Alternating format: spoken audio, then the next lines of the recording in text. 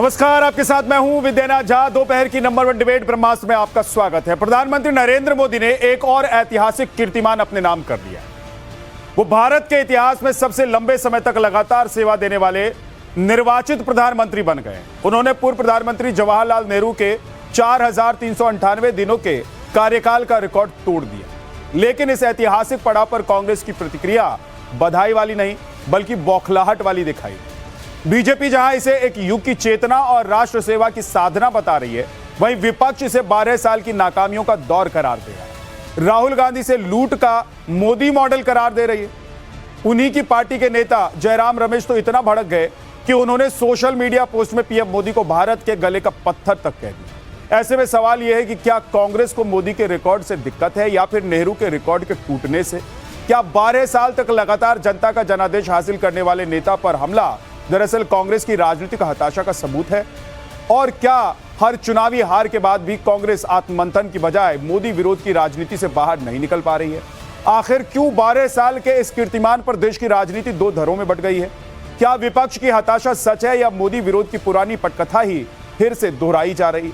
आज इसी मुद्दे पर डिबेट करेंगे। हमारे साथ मेहमान होंगे, लेकिन सबसे पहले आप एक रिपोर्ट देखिए कि मोदी ने एक कीर्तिमान कैसे बनाया है और आज कैसे इस पर विपक्ष की तरफ से पलटवार। नरेंद्र दामोदर दास मोदी स्वतंत्रता के बाद देश के पहले प्रधानमंत्री जिन्होंने लगातार 12 वर्ष तक बिना रुके, बिना झुके, बिना थके लगातार इस देश में सेवा की है। तो 6000 के आगे उनके कुछ 6000 दिन के आगे उनकी प्राइम मिनिस्टरशिप है।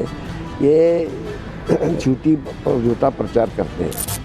कांग्रेस मान चुकी है कि मोदी के रहते वो कभी जीत नहीं सकती। ये 12 साल देश बेहाल है, इसके अलावा कुछ भी नहीं। इनके राजनीतिक कैरियर के लिए तो ठीक है, लेकिन देश का कैरियर खराब हो चुका है। प्रधानमंत्री नरेंद्र मोदी के उस नए कीर्तिमान पर सियासी घमासान मचा है जब उन्होंने भारतीय लोकतंत्र में एक नया इतिहास रचा। पीएम मोदी ने देश के पहले प्रधानमंत्री पंडित जवाहरलाल नेहरू का रिकॉर्ड पीछे छोड़ते हुए सबसे लंबे समय तक सेवा देने वाले निर्वाचित प्रधानमंत्री का कीर्तिमान अपने नाम कर लिया। बीजेपी इस उपलब्धि को 140 करोड़ भारतीयों के भरोसे की मुहर बता रही है, तो एनडीए के सहयोगी भी मोदी के नेतृत्व को देश के लिए निर्णायक बता रहे हैं। लेकिन कांग्रेस से लेकर विपक्षी पार्टियां तंज कस रही हैं।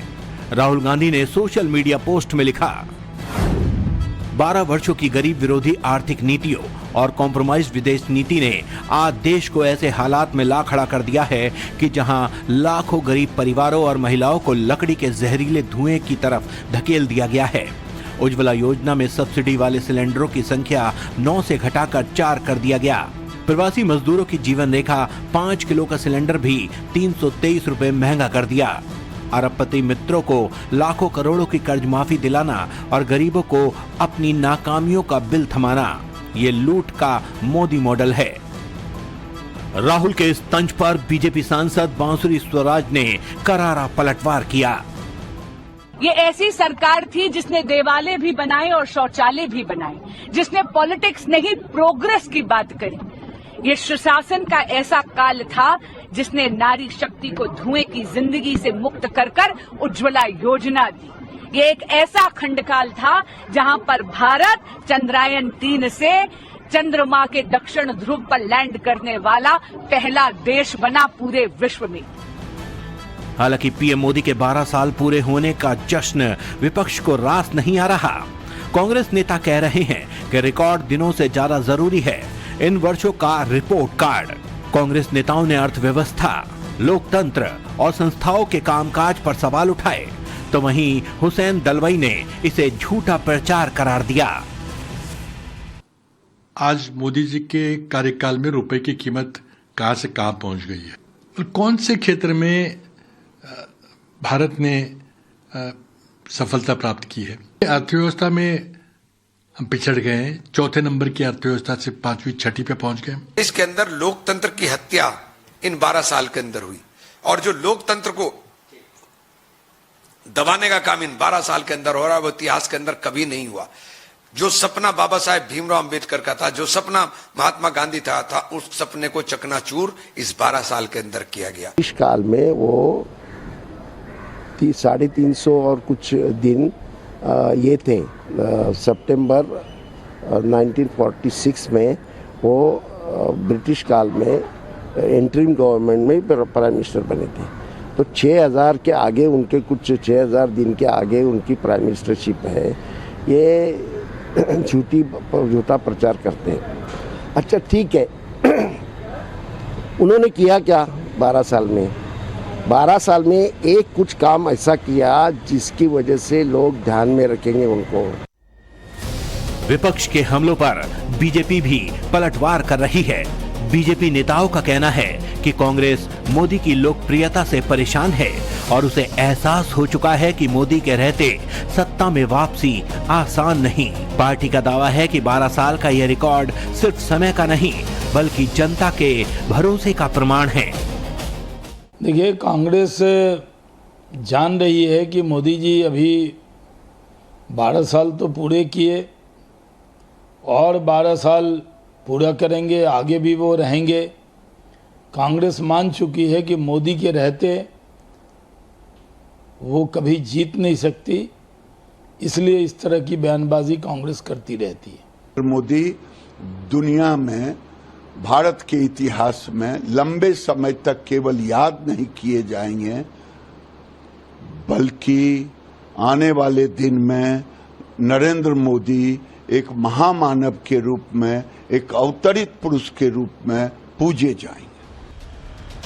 बीजेपी नेताओं का दावा है कि मोदी के नेतृत्व में भारत ने वैश्विक मंच पर अपनी नई पहचान बनाई है, लेकिन दूसरी ओर समाजवादी पार्टी से लेकर AIMIM भी बीजेपी के दावों पर हमलावर है।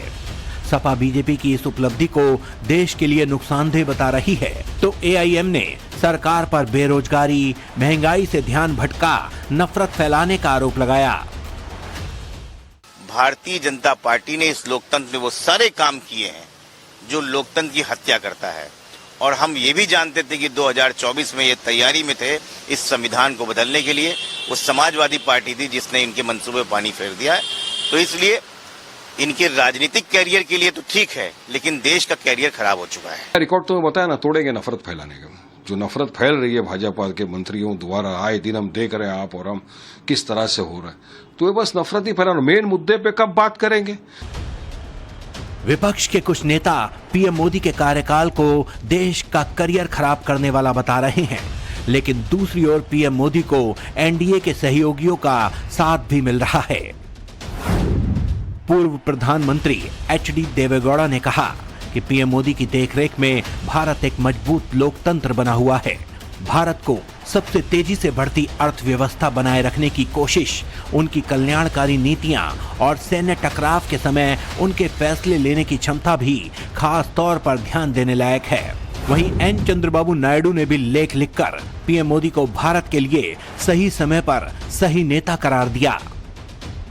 फिलहाल एक तरफ 12 साल का विकास, वैश्विक प्रतिष्ठा, स्थिर नेतृत्व और कीर्तिमान है, तो दूसरी तरफ विपक्ष के गंभीर आरोप, यानी रिकॉर्ड तो बन गया है लेकिन राजनीति में बहस अभी खत्म नहीं हुई है। ब्यूरो रिपोर्ट, टाइम्स नाउ नव भारत। नरेंद्र मोदी ने निर्वाचित प्रधानमंत्री के तौर पर जवाहरलाल नेहरू का रिकॉर्ड तोड़ दिया है। प्रधानमंत्री पद पर बैठे रहने का जो सबसे लंबा अभी तक जवाहरलाल नेहरू के नाम था, वो अब टूटकर प्रधानमंत्री नरेंद्र मोदी के नाम हो गया है। ऐसे वक्त में तो बधाई आनी चाहिए, चाहे वो पक्ष हो विपक्ष हो, चाहे वो लोग मोदी को पसंद करते हो या नहीं करते हो, क्योंकि चुने हुए प्रधानमंत्री हैं। ऐसा नहीं है कि किसी एक व्यक्ति ने तय कर दिया कि प्रधानमंत्री किसको बनाना है तो नरेंद्र भाई मोदी को बना दो। ऐसा तो हुआ नहीं था भाई। चुनाव लड़े हैं, 3-3 बार चुनाव जीते हैं और बहुमत के साथ पहली बार जीत कर आए, दूसरी बार आए, तीसरी बार भी जो गठबंधन है उनका वो चुनकर, सबने चुनकर उनको उस गद्दी पर और उस कुर्सी पर बिठाया हुआ है। तो सवाल ये है कि आज विरोध ही क्यों, आज बधाई क्यों नहीं? अवधेश कुमार जी हमारे साथ हैं, वरिष्ठ पत्रकार। शाजिया आलमी बीजेपी की प्रवक्ता हमारे साथ हैं। ईशान त्यागी कांग्रेस के नेता हमारे साथ हैं, प्रवक्ता हमारे साथ हैं। और कुर्बान अली वरिष्ठ पत्रकार हमारे साथ हैं। ईशान भाई, आज तो आप लोग कम से कम बधाई देते कि देखिए इतना बड़ा कीर्तिमान चुने हुए प्रधानमंत्री के तौर पर नरेंद्र मोदी जी ने स्थापित कर दिया है। जैसा भी कीर्तिमान इतिहास में कहां स्थापित है? ये जो सेल्फ प्रोक्लेम्ड कीर्तिमान है, इसको तो कभी माना ही नहीं। चलिए खैर, अगर आपको नेहरू से अपनी इतनी तुलना करनी ही है तो मैं एक बार संक्षिप्त में बता देता हूं कि नेहरू को जब देश मिला था तो एक टूटा हुआ देश मिला था, 565 रियासतों में बटा हुआ देश मिला था, जिस देश में हिंदू मुसलमान दंगे इस चरम पे थे कि लाखों लोग उसकी भेंट चढ़ गए। हमने उस जमाने में, जिस जमाने में अन्न तक एक्सपोर्ट करना पड़ता, इंपोर्ट करना पड़ता था, देश में एक अन्न का दाना पैदा नहीं होता था, नेहरू ने देश को संभाला और 565 रियासतों को बड़े सौहार्दपूर्ण सरदार वल्लभ भाई पटेल के साथ जरूर मिलके एक करने का काम किया। हमने लोकतंत्र के लिए क्या किया कि भाई बच्चे बच्चे को, चाहे वो महिला हो या पुरुष हो, 18 साल से ऊपर के एडल्ट को, जिसको एडल्ट यूनिवर्सल एडल्ट फ्रेंचाइजी कहते हैं, उसको मतदान का समान अधिकार दिया। एजुकेशन के फील्ड में नेहरू ने क्या किया? आईआईटीज एस्टैब्लिश करने का काम किया, एम्स एस्टैब्लिश करने का काम किया हेल्थ इंफ्रास्ट्रक्चर में, आईआईएम्स एस्टैब्लिश करने का काम किया, यूजीसी एस्टैब्लिश करने का काम किया, एक साइंटिफिक टेम्परामेंट लेके आए जिसके तहत इसरो को एस्टैब्लिश किया गया देश में, ओएनजीसी, एलआईसी जैसी संस्थाएं देश को दी। उसके बाद क्या किया नेहरू ने? बड़े बड़े डैम्स बनाने का काम किया, रोड्स बनाने का काम किया, हाईवेज बनाने का काम किया। 2014 में नरेंद्र मोदी जी को देश मिलता है और संपन्न देश मिलता है। जो यूपीए सरकार गई तो देश संपन्न था। नरेंद्र मोदी जी की सबसे बड़ी अचीवमेंट मैं आपको बताता हूं, और ये संपन्न मतलब सारे लोगों के पास रोजगार था, कोई भूखा नहीं सोता था, हमारी इकोनॉमी जो थी वो नंबर 1 इकोनॉमी थी, हमने चाइना को पीछे छोड़ दिया था, हमने अमेरिका को पीछे छोड़ दिया था। कैसे संपन्न मिला था? हाँ, मैं बिल्कुल इसी बात पे आता हूं भाई। अगर आप कहते हैं कि नरेंद्र मोदी के राज में पिछले 12 वर्षों में देश बहुत बढ़िया चल रहा है, एकदम संपन्न चल रहा है, तो भारतीय जनता पार्टी ये कहती है कि 80 करोड़ लोगों को आज भी मुफ्त में राशन मिलता है। अगर 80 करोड़ लोगों को मुफ्त में ही राशन लेना बीजेपी पर मैं आ जाऊंगा ईशान जी, मैं बीजेपी पर आ जाऊंगा, लेकिन पहले मेरे सवाल का तो जवाब दीजिए कि 2014 में आपने कहा कि जब बीजेपी को सत्ता मिली तो बीजेपी को वो देश मिला जो संपन्न था। तो संपन्न कैसे था? हम क्या स्टार्टअप इंडिया हमारे देश में था क्या? छोटे छोटे जो लोग हैं वो अपना बिजनेस शुरू कर पा रहे थे? हमारे देश में सेमीकंडक्टर के फैक्ट्रियां लगी हुई थी, हमारे देश में बड़े बड़े पुल और बड़े बड़े रोड की जो लाइनें हैं वो बिछ चुकी थी। क्या था? हाईवेज का जो जाल बिछा है वो था क्या? क्या हमने चीन बॉर्डर तक अपनी सड़कें बना दी थी क्या? मुझे पता था ये स्क्रिप्ट जरूर आएगी, क्योंकि पीएमओ ने ये स्क्रिप्ट दी है तो ये जरूर आनी थी। लेकिन देखिए, आप एक बात सुनिए मेरी बात, क्या देश में कभी हाईवेज नहीं बने क्या? पहली बार 2014 के बाद आपने हाईवे पे चलना शुरू किया, ये देश ने हाईवे पे चलना शुरू किया। क्या देश में कभी स्कूल नहीं बने, कभी शिक्षा के संस्थान नहीं बने, क्या हॉस्पिटल नहीं बने? बोरी लेकर जाते थे ईशान जी, था सब कुछ था। बोरी लेकर जाते थे बच्चे पढ़ने के लिए। आप लेके गए थे बोरी? मैं तो लेके नहीं गया बोरी। आप नहीं गए होंगे क्योंकि आप दिल्ली में पढ़े लिखे होंगे, लेकिन इस देश की आबादी 140 करोड़ इस देश की आबादी है, वो दिल्ली में नहीं रहती है सर, वो मुंबई में नहीं रहती है, वो कोलकाता में नहीं रहती है। इतने बड़े चैनल में एंकर बन गए, बड़ी अच्छी बात है। आप बोरी लेके स्कूल गए? जी, आप बोरी लेके स्कूल गए? मैं बोरी लेके गया हूं, लेकिन बहुत सारे लोग इस देश के बोरी लेके स्कूल जाते थे। स्कूलों की हालत ये होती थी कि वहां पर एक टीचर 4-4 क्लास को पढ़ा रहा होता था। सर, आपको नहीं पता है इसका मतलब? ईशान जी, आज क्या स्थिति है? आज भी वही स्थिति है, कमोवेश वही स्थिति है। तो मैं आपसे पूछ रहा हूं, आज तो कम से कम 12 साल में अगर किसी व्यक्ति ने, ईशान जी मैं एक सवाल पूछ रहा हूं आपसे, 12 साल में एक व्यक्ति ने कोई कीर्तिमान स्थापित कर दिया है, तो बधाई देने की जगह आप लोग कह रहे हैं कि गले में पत्थर की तरह है। सारे कीर्तिमान बता रहा हूं, एक मिनट बस सवाल सुन। आपने सवाल पूछ लिया, अब जवाब सुनने का भी मादा रखिए। 80 करोड़ लोगों को अगर फ्री में राशन मिल रहा है, देश में लाइनों में लगना पड़ रहा है 5 किलो राशन के लिए, तो ये देश की अर्थव्यवस्था के लिए चिंता का विषय है। 2016 में नरेंद्र मोदी जी ने लोगों को लाइनों में खड़ा कर दिया जब उन्होंने कहा कि कल से, आज से 500 शाजिया आपके पास लीगल टेंडर नहीं है। उन्होंने नोटबंदी करने का काम किया, जो जिन देश की अर्थव्यवस्था को, एक बार उनको कह लेने दीजिए, उन लोगों को फिर मौका मिलेगा कि नहीं मिलेगा। हाँ, जीएसटी लागू किया गलत तरीके से, कांग्रेस जिस ड्राफ्ट को लेकर आई थी उसको चेंज करने का काम किया।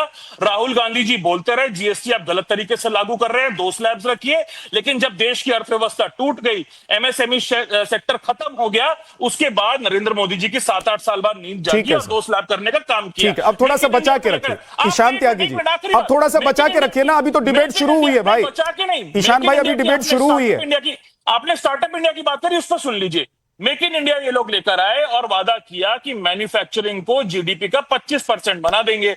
उसके बाद क्या होता है, 15-16% पे इनको मिला था, 13% पे ये ले आते हैं और आज भी जाके वापस 15.5-15% पे मैन्युफैक्चरिंग जीडीपी का खड़ा हुआ है। मेक इन इंडिया का शेयर पहली लाइन में अगर मैं कांग्रेस के प्रवक्ता के तौर पर अगर पैनल में बैठा होता ना ईशान त्यागी जी, मैं पहली लाइन में कहता कि प्रधानमंत्री नरेंद्र मोदी नेहरू का, सुन लीजिए मैं आपको बता दे रहा हूं, प्रधानमंत्री नरेंद्र मोदी नेहरू का रिकॉर्ड तोड़ ही नहीं रहा, मैं पहली लाइन में कहता और उसका जवाब मैं बीजेपी से मांगता। लेकिन आपने खुद ही अपने आंकड़े, अपने तजुर्बे गिनाकर ना आपने खुद ही दिखा दिया है, बता दिया है कि भाई 2014 से पहले इस देश की स्थिति क्या थी और 2014 के बाद उसकी स्थिति क्या हुई। लेकिन शाजिया इल्मी जो सवाल है ईशान त्यागी के, उसका जवाब आज आप लोगों को देना चाहिए, क्योंकि आप लोगों ने कहा है कि आपने एक कीर्तिमान स्थापित कर दिया देश। विद्यानाथ जी ना सिर्फ जवाब देंगे, ताल ठोक के देंगे और सुनना पड़ेगा इस वक्त ईशान को, और ना सिर्फ ईशान को, इनकी पूरी पार्टी को।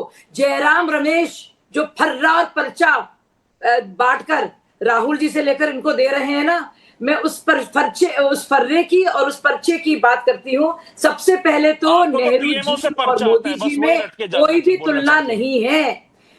हमारे नरेंद्र मोदी जी बाकायदा इलेक्टेड हैं, चुने हुए हैं, जनाधिकार से हैं, जनमत से हैं, और नेहरू जी सिर्फ और सिर्फ बिठाए गए हैं। इलेक्टेड और नॉमिनेटेड में फर्क है। 52 में चुनाव कौन जीता था? 57 में चुनाव कौन जीता था? सुनना पड़ेगा। चुनाव कौन जीता था? 1:19 हो रहे हैं। ईशान जी आप सुन तो लीजिए, आपने इतने सारे सवाल उधर भेजे हैं, उसका जवाब तो सुनिए। कोई फायदा नहीं ना, आपको डिबेट कर, मैं चुप हो जाती है, आप बोलने दीजिए और बोलिए, ईशान प्लीज, आपकी मजबूरी है। ईशान क्या आप सुनना नहीं चाहते हैं? ईशान आप सुनना नहीं चाहते हैं? ईशान आप क्या सुनना नहीं चाहते हैं? क्या नेहरू चुने? ईशान त्यागी जी क्या आप सुनना नहीं चाहते? सुन तो लीजिए, आपने इतने सारे सवाल उठाए हैं ना 2014 से अब तक की सरकार पर, उसका जवाब दे रही है वो। जवाब दीजिए। हाँ जवाब दे रही है, तो सुनेंगे तभी तो जवाब देंगे। चुने हुए प्रधानमंत्री नेहरू थे कि नहीं थे, मुझे बताइए। रुक जाइए ना, सुन तो लीजिए, बोलिए बताइए ना, आप बताइए। बोलिए शाजिया, बोलिए। नहीं, इनको बोलने दीजिए, आप उनकी आवाज बंद नहीं करा रहे हैं तो मैं बोलूंगी नहीं। मुझे लगता है एक महज़्ज़ब तरीके से बाकायदा बातचीत होनी चाहिए। आप बोलने दीजिए ईशान को। देखिए ये हाफ मेरे भाई परेशान होकर, हताश होकर, बौखलाकर जो जवाब दे रहे हैं, साफ जाहिर है कि असलियत ये भी जानते हैं। इनको भी मालूम है जन्नत की हकीकत और हमको भी मालूम है जहन्नुम की हकीकत। तो मैं इनके जहन्नुम की और अपने जन्नत की या जन्नत बनाने की कम से कम कोशिश की बात तो कर लूं। और मैं बता दूं, नेहरू जी जो थे बाकायदा इलेक्टेड नहीं थे, तो बिल्कुल ही तुलना गलत है। और मैं चाहूंगी कांग्रेस तुलना भी ना करे और भारतीय जनता पार्टी कभी तुलना करेगी नहीं, क्योंकि देश के लोगों ने नरेंद्र मोदी जी को चुना है। सबसे बड़ी प्राथमिकता। फिर ये बोलना, चलिए बोलिए। नहीं ईशान ऐसे तो डिबेट नहीं होती है, ईशान ऐसे डिबेट नहीं होती है, प्लीज।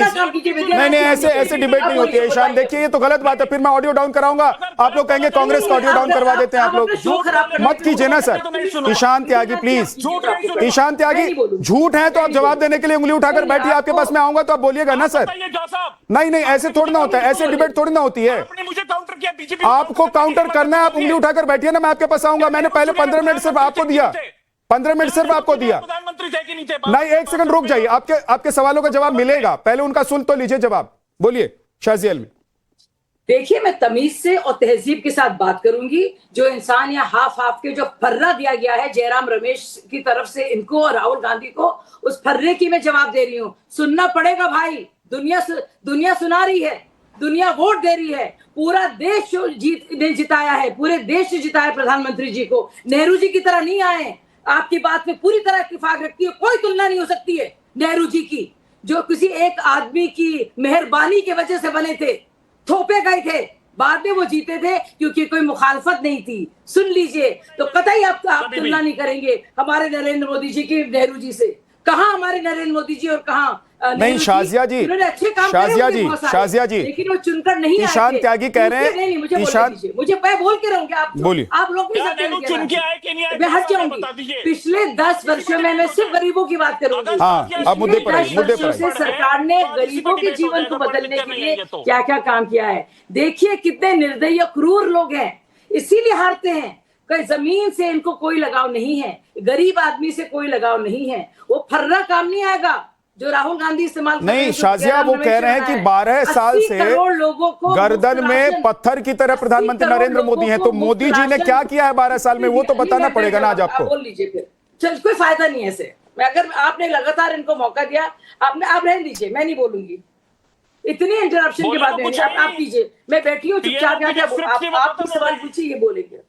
मैं आपसे ही सवाल पूछ रहा हूँ शाजिया फर्क जी, नहीं पड़ता, कोई फर्क शाजिया जी मैं आपसे सवाल पूछ रहा हूँ। नहीं पड़ता। नहीं आप ना पूछिए विद्यानाथ जी, मैं बोलना चाह रही थी इनके सवाल। नहीं, मैं सवाल आपसे पूछ रहा हूँ कि वो आप पर आरोप लगा रहे कि 12 साल में आप लोगों ने कुछ नहीं किया, गले में पत्थर की तरह आप लोग हैं, तो आपको तो जवाब देना पड़ेगा ना कि क्या 12 साल की आपकी उपलब्धि है जो नेहरू जी के टाइम पर नहीं थी। ये भी बताइए कि 52 में, 57 में, प्लीज 62 में नेहरू जी जीत कर आए थे। ईशान त्यागी का ऑडियो डाउन कर दीजिए, शाजिया पहले कंप्लीट कीजिए।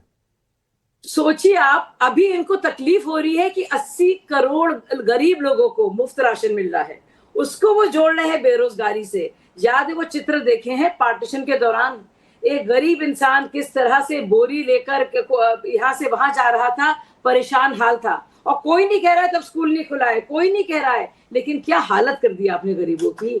और सोचिए 4 करोड़ से अधिक पक्के मकान, सबसे मैं सिर्फ गरीबों की बात करूंगी, मैं हाईवेज की बात कर सकती हूँ, दुनिया देख रही चल रही है उन रोड्स पर, उसकी बात ही नहीं करूंगी, मैं सिर्फ गरीबों की बात करूंगी। लगभग 3 करोड़, मैं सच बताऊं तो 2.8 करोड़ घरों तक पहली बार बिजली पहुंची है। शर्म आनी चाहिए, लानत भेजती हूं मैं इन लोगों को, हिकारत भरी नजर से गरीब देखता है इनको, फिक्र नहीं हुई। 14.5 करोड़ घरों को नल से जल मिला है। यह है भारत की हालत। मोदी जी को आना जरूरी था, और कितने सालों बाद आकर कम से कम पानी मतलब हम सब लोग चुल्लू भर पानी में डूब के मर जाएं, ये एडमिट करते करते कि अब तक क्या सरकारें कर रही थी। शर्म आती है। 14.5 करोड़ घरों को नल से जल मिला है, आप जरा सोचिए। और लगभग 3 करोड़ घरों में पहली बार बिजली पहुंची है। शर्म नहीं आती किसी को, इनको शर्म नहीं आती, कैसे बोल सकते हैं। मतलब मुझे तकलीफ होती कहकर, और कांग्रेस के विरुद्ध नहीं, कि हमारी देश की क्या हालत थी। 12 करोड़ शौचालय, आप सोचिए एक महिला के लिए। और मैं मध्यम वर्ग के परिवार से नहीं हूँ, अमीर परिवार से नहीं हूँ। कैसे मेरी अम्मी, हम लोग परेशान रहते थे, बाहर जाने से कतराते थे, शौचालय नहीं होते थे। सोचिए आप, सड़कों पर दूर कहीं जा नहीं सकते थे। शर्म की बात है ना। और हम सब लोग ने महसूस किया है, और देश में जो भी सुन रहा है इस वक्त उसने ये महसूस किया है। उसकी माँ ने, उसकी अम्मा ने, उसकी बहन ने, उसकी पत्नी ने, उसकी बेटियों ने महसूस किया है। भाई मेरे, सुन लीजिए आप, आयुष्मान भारत, जिंदगी खराब हो जाती थी, लोग पैसा लेकर आते थे, कहीं साहूकार से, कहीं किसी से, कि कुछ मिल जाए ताकि इलाज हो जाए। 55 करोड़ लोगों को 5 लाख रुपए का मुफ्त इलाज है। मतलब सलाम करना चाहिए। मैं हाथ जोड़कर धन्यवाद कहती हूँ, और इसलिए नहीं कि मैं भाजपा की प्रवक्ता हूं, मैं उन सब गरीब लोगों की फिक्र और हमदर्दी में बोल रही हूं। मैं इतनी गरीब कभी नहीं रही, लेकिन तकलीफ होती है, हम सब में एम्पैथी है, हमदर्दी है। और अब जरा सोचिए, 6.5 करोड़ से ज्यादा अस्पताल में भर्ती इलाज का लाभ मिला है। मतलब बीमारी के कारण कर्ज में डूब जाते थे लोग। सस्ती दवाइयां देखिए, 11,000 से अधिक जन औषधि केंद्र। सच बोले और अल्लाह झूठ ना बुलाए इनको, देखे जाकर निकल कर, मैंने खुद देखा है। आप सोचिए, मेरे घर में जो काम करता है, जो ड्राइविंग करता है, वो लेकर आता है कि दीदी आपकी तबीयत ठीक नहीं है, मैं जन औषधि केंद्र से लेके आया हूँ। गरीबों का आप देखिए एम्पावरमेंट, वो मेरी मदद कर रहा है। दवाइयां बाजार में 50% से 90% तक सस्ती हुई हैं। आम लोगों के हजारों करोड़ बचे हैं एक गरीब परिवार के, सुन लीजिए आप। और 10 करोड़ से ज्यादा उज्ज्वला गैस कनेक्शन, 10 करोड़ से ज्यादा। ठीक है। और एक सम्मानजनक जीवन जो बहुत जरूरी है, धुएं से मुक्त, बीमारी से मुक्त। 10 करोड़ से ज्यादा महिलाओं को स्वयं सहायता समूह यानी कि सेल्फ हेल्प ग्रुप से जुड़ी है वो, ठीक है, अपनी बात को रखे हैं। 55 करोड़, बल्कि माफ कीजिएगा 52 करोड़, 52 करोड़ से अधिक जनधन खाते खुले हैं। बड़े मनमोहन सिंह जी थे आपके, चिदम्बरम जी थे, मोंटेक सिंह आहलूवालिया थे, साहब, क्या क्या आपने बड़े पूरा बड़े इनको लोग बोलने थे दिया, भैया। पूरा आलिम मौका फाजिल दिया। वित्त की एक बात बार करते थे, इंटरप्ट नहीं फाइनेंस किया, की बात करते थे, कम से कम और अब मेरे को देखिए निपटने का पहली मौका बार दीजिए। एक इंसान जिसका ये मजाक झूठ उड़ाया बोल के आपने, नहीं जा सकते। चाय वाला जिन कहकर खातों उस की बात इंसान कर रहे ने हैं, वो जनधन 52 खाते करोड़ खाली लोगों पड़े के हैं। जन जिस जन शाजिया, जल्दी से खाते की बात कर conclude रही है, सोचिए जरा, जल्दी से जरा conclude। सोचिए, थोड़ा तो आत्ममंथन ठीक है। कीजिए मेरे भाई, ठीक है। सोचिए। अब एक सेकंड रुक जाइए। अब शाजिया जी थोड़ा सा रुक और जाइए। आखिरी बात, शाजिया जी, आपने अपनी बात कह दी है। पिछले 9 वर्षों में 25 करोड़ लोग मल्टी डायमेंशनल प्रॉपर्टी यानी कि बहुआयामी गरीबी से बाहर गरीब निकले महिलाओं मेरे को माना भाई। जा रहा है। ठीक है, ओके शाजिया जी, उनकी बात ओके, कर ठीक है, लो। ठीक है, ठीक है। एक सेकंड ईशान, एक चीज मैं बता दूं, एक चीज मैं बता दूं। ईशान, एक सेकंड रुक जाइए, इनको मत कीजिए, सुन लीजिए पहले मेरी बात प्लीज। मैंने सबसे पहले 15 मिनट आप ही को दिया था, इसलिए एक सेकंड रुक जाइए, देश गिर रहा है। मत चिढ़ने दीजिए देश को। कौन किससे चिढ़ रहा है पूरा देश देख रहा है। लेकिन एक बात समझिए ईशान त्यागी जी, एक बात समझिए ना, एक दूसरे के ऊपर बोलेंगे तो कोई फ्रीडम ऑफ एक्सप्रेशन नहीं है। ये एक दूसरे के सवालों का जवाब देंगे तो फ्रीडम ऑफ एक्सप्रेशन आएगा और पैनल में बैठकर सुनने वालों को मजा आएगा। इसलिए मैं रिक्वेस्ट करता हूं सभी पैनलिस्टों से कि एक दूसरे के ऊपर नहीं बोले। अभी 2 मेहमान बचे हुए हैं, आधे घंटे की डिबेट सिर्फ आप पर और शाजिया इल्मी पर मैंने टाइम खर्च किया है, तो इसीलिए सर बीच बीच में मत बोलिए। मैं आऊंगा आपके पास, आप जो तर्क और आप जो जवाब देना चाहते हैं वो बोलिएगा। एक बार मैं जा रहा हूं अवधेश कुमार जी के पास। अवधेश जी, क्या कांग्रेस को यह बात हजम नहीं हो रही है कि जवाहरलाल नेहरू का रिकॉर्ड टूट गया, या सच में 12 साल में देश की दुर्दशा ऐसी हो गई है, इतनी खराब हो गई है देश की हालत कि कांग्रेस को तो बोलना ही चाहिए, कांग्रेस नहीं बोलेगी तो कौन बोलेगी?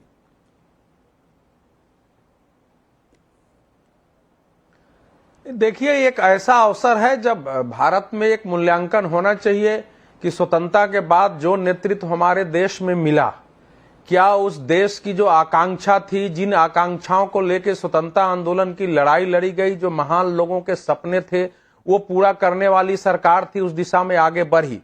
और एक सरकार जो 2014 से आई है, वो उसने जो उस समय की आकांक्षाएं थी, जो भारत को भारत होना चाहिए था, उस दिशा में क्या काम किया नरेंद्र मोदी के नेतृत्व में, एक गंभीर विमर्श का है। आज आप देखिए अखबारों में अलग अलग विचारधारा के नेताओं के इस पर आलेख छपे हैं। कर्ण सिंह जी का है, अभी मैं वर्गीस देसाई का एक लेख पढ़ रहा हूं, चंद्रबाबू नायडू का है, सबने इस पर अपनी टिप्पणियां लिखी हैं। देखिए, अगर किसी को यह लग रहा है कि गले का बन गए हैं वो पत्थर, तो राजनीतिक रूप से हो सकता है उनके लिए गले के पत्थर हो, उसमें मुझे कोई आपत्ति नहीं है, वो माने गले का पत्थर।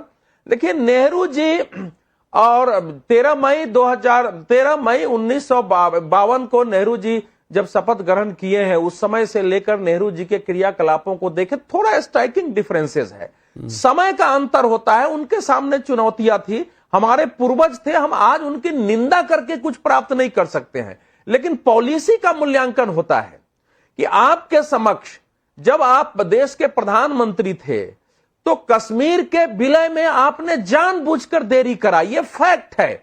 हमारी सेना को संपूर्ण कश्मीर को भारत में मिलाने की अनुमति नहीं दी और अब संयुक्त राष्ट्र संघ चले गए, जनमत संग्रह तक हो गए, और फिर बाद में देश में एक गले का जो जिसको पत्थर कहते हैं 370 दे दिया। ये भयानक भूल थी। चीन के साथ जो उनकी भावुकता थी, उसके कारण हमारी पूरी रणनीति विफल हुई है और अक्साई चीन आज चीन के हाथ में है।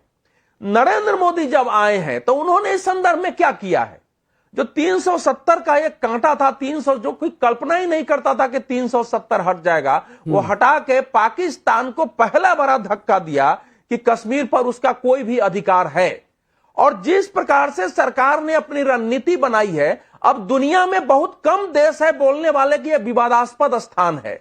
पहले भारत ही बोलता था विवादास्पद स्थान है, बहुत कम लोग रह गए। जिस संयुक्त राष्ट्र संघ को नेहरू जी लाए थे, उसके पूरे ऑफिस को यहां से उठा के बाहर कर दिया गया।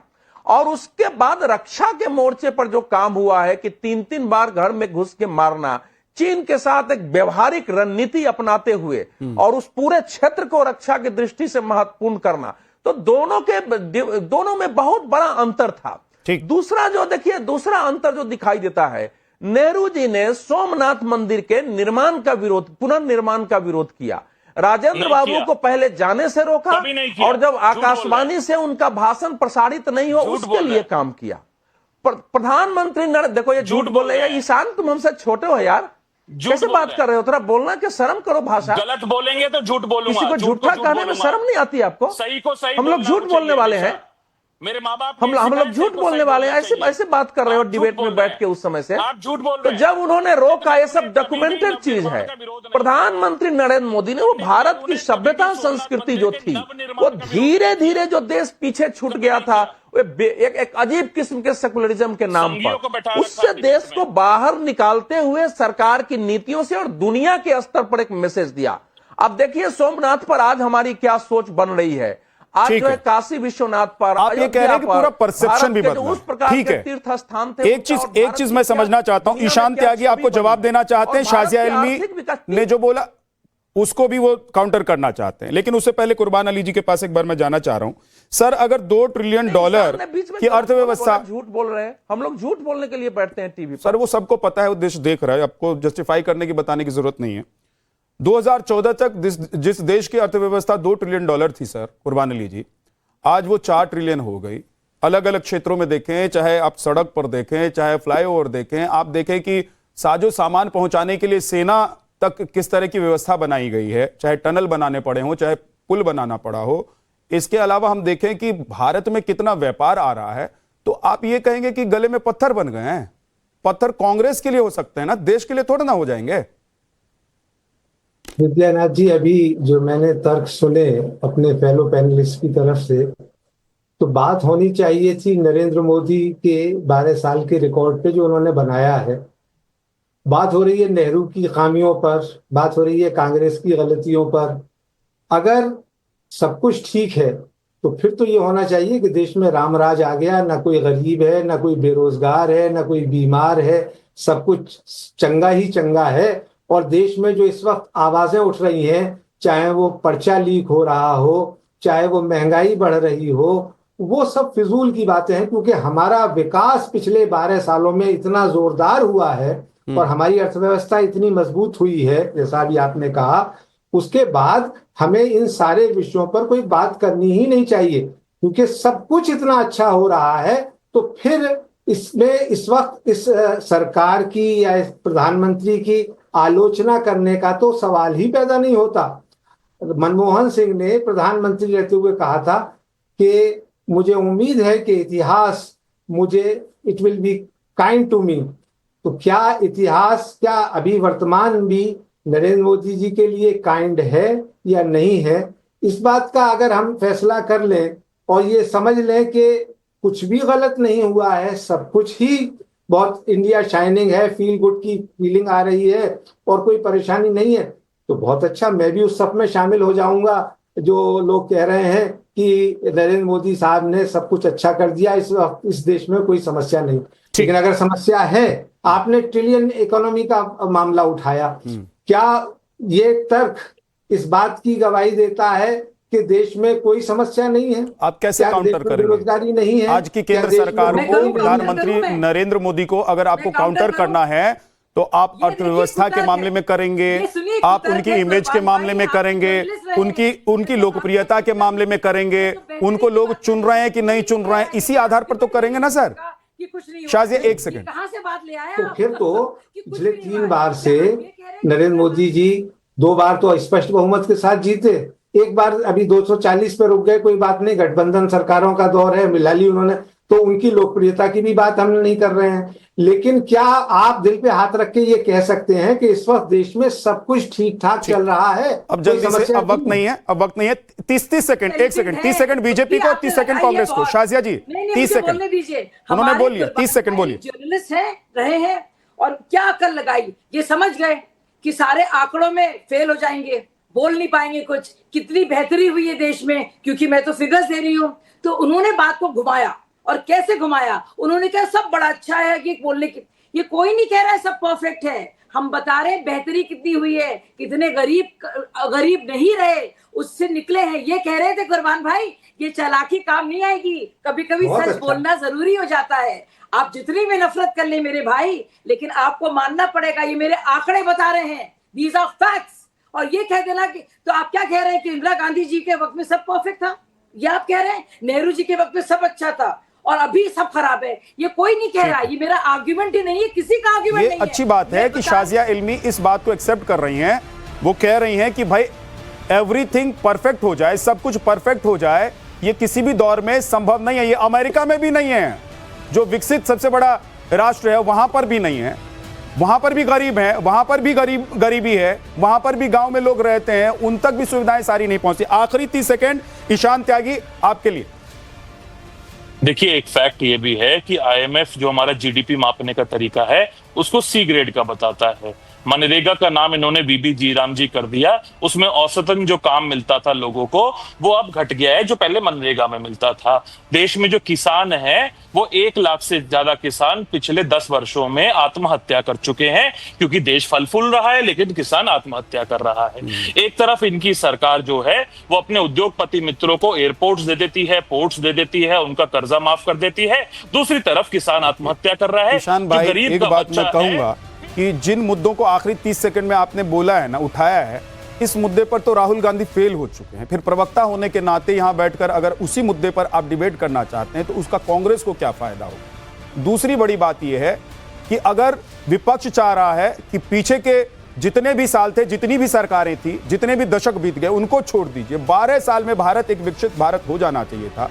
भारत का विकास इतना हो जाना चाहिए था जो कभी नहीं हुआ। तो आज हम एक्सेप्ट करते कि प्रधानमंत्री नरेंद्र मोदी देश के सबसे बड़े प्रधानमंत्री और सबसे ज्यादा वक्त तक रहने वाले प्रधानमंत्री हैं। तो ये विपक्ष को सोचना पड़ेगा। बहुत बहुत शुक्रिया आप सभी मेहमानों का हमारे साथ जुड़ने के लिए।